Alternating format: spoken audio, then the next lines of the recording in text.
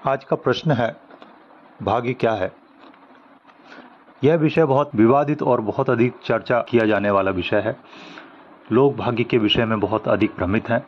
कुछ लोग भाग्य को ऐसा मानते हैं कि यह एक मन का भ्रम है और कुछ लोग इसे ईश्वर का लिखा हुआ लेख मानते हैं। अधिकांश लोग भाग्य को यह मानते हैं कि ईश्वर ने मनुष्य को या अन्य किसी भी जीव को धरती पर भेजा है तो कोई खास काम के लिए ही भेजा होगा और शरीर के पैदा होने से पहले ही वह यह लिख देता है कि इस जीव के द्वारा कौन कौन से कार्य किए जाना है। अनेक लोग ऐसे भी हैं जिनका मानना है कि भाग्य जैसी कोई चीज नहीं होती। लोग धन इकट्ठा करने के लिए ऐसी बातों को समाज में प्रचलित कर देते हैं और लोग भयभीत होकर ऐसे लोगों के पास जाकर अपने भाग्य का लेख या भविष्य को जानना चाहते हैं और ऐसे लोग साधारण लोगों का लाभ उठाकर उनका धन ऐंठते हैं। हम आज दोनों प्रकार के मतों पर विचार करेंगे। क्या भाग्य सचमुच कोई लेख आदि होता है? क्या संसार की वस्तुएं निश्चित हैं, फिक्स हैं? क्या सब कुछ प्री प्लान्ड है? हमारे जीवन में जो भी घटित होता है क्या वह पहले से ही किसी रूप में लिखा जा चुका है, अथवा यह मान्यता मनगढ़ंत है, अंधविश्वास है? चलिए तो हम इस विषय में विचार करते हैं। विचार करने का ढंग यह है कि हमें समाज में लोगों के कार्यों और उनके परिणामों पर विश्लेषण करना होगा। मनुष्य जो आशा करके करता है, क्या सभी काम उसके अनुरूप होते हैं या उसके विरोध में भी होते हैं? यदि समस्त कार्य आशा के अनुरूप होते हैं तो भाग्य जैसी कोई चीज को मानना अंधविश्वास ही कहलाएगा, और यदि मनुष्य के कार्य आशा के विपरीत होते हैं तो यह माना जाएगा कि भाग्य कार्य करता है। परंतु यदि आशा के अनुरूप और विपरीत दोनों प्रकार के होते हैं तो केवल यह एक संयोग कहा जाएगा, इसमें भाग्य जैसी कोई चीज नहीं है। हम प्रायः लोगों से यह सुनते हैं कि सफलता और असफलता सभी मनुष्यों के साथ निरंतर जुड़ी रहती है, इसलिए भाग्य जैसी वस्तु को स्वीकार करना बुद्धिमान लोगों की दृष्टि में सही नहीं है। जो सफल व्यक्ति होते हैं वे कभी भाग्य में विश्वास नहीं करते। ऐसे लोग अपना काम करते चले जाते हैं और उसी के अनुरूप फल प्राप्त करते चले जाते हैं और वे सफल होते हैं। कुछ लोग भाग्य में विश्वास करके कुछ होने की आशा में अकर्मण्य बने रहते हैं, जिससे उनका जीवन नष्ट हो जाता है। उक्त बातें सामान्य तौर पर सुनने में ठीक और तार्किक लगती हैं, परंतु अनेक प्रकार के शोधों और अनुभवों से यह ज्ञात हुआ है कि कुछ मनुष्य कुछ भी करते हैं तो वे सफल होते हैं और कुछ मनुष्य कुछ भी करते हैं तो वे असफल होते हैं। कुछ इनके बीच में ऐसे मनुष्य भी होते हैं जिनके कुछ कार्य सफल हो जाते हैं और कुछ कार्य असफल भी होते हैं। ऐसे लोग जो निरंतर असफल होते हैं वे भाग्य में अटूट विश्वास करते हैं। इसका कारण यह है कि वे जब भी किसी काम को करते हैं तो उनके साथ उनकी आशा के विपरीत ही निरंतर कार्य होते रहते हैं। वे किसी भी कार्य को परिपूर्णता के साथ पूर्ण नहीं कर पाते अथवा ठीक तरह से पूर्ण नहीं कर पाते।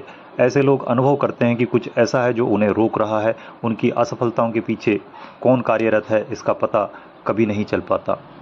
और जो लोग निरंतर सफल होते रहते हैं या जिन लोगों के कार्य उनकी आशा के अनुरूप होते रहते हैं वे भाग्य जैसी वस्तुओं में कभी विश्वास नहीं करते, क्योंकि वे उन घटनाओं को महसूस ही नहीं कर पाते कि उनके साथ सफलता क्यों जुड़ी हुई है।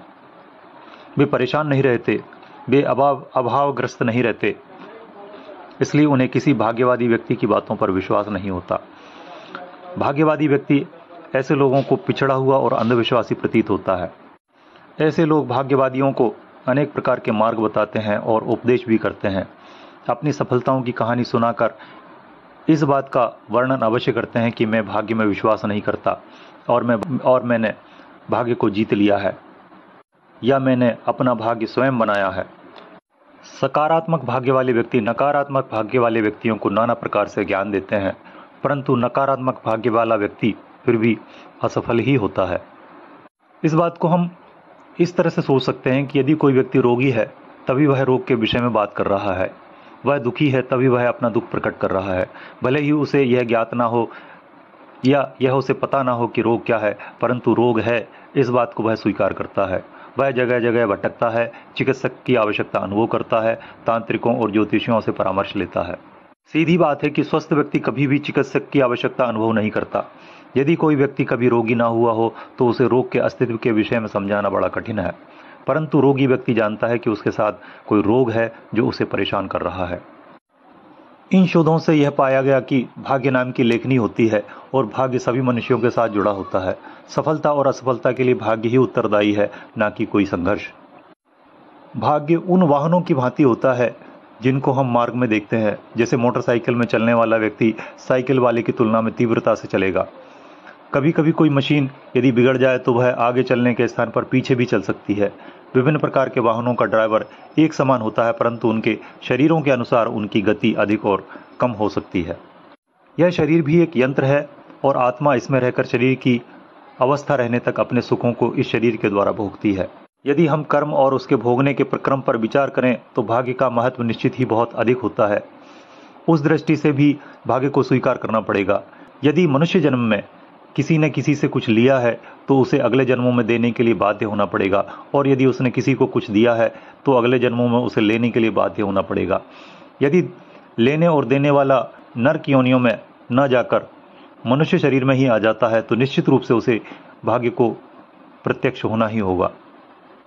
मनुष्य कुछ भी उत्तम कर्म करे, परंतु उसके पिछले जन्मों में किए हुए कर्मों के अनुसार उसका भाग्य जन्म लेते ही निश्चित हो जाता है।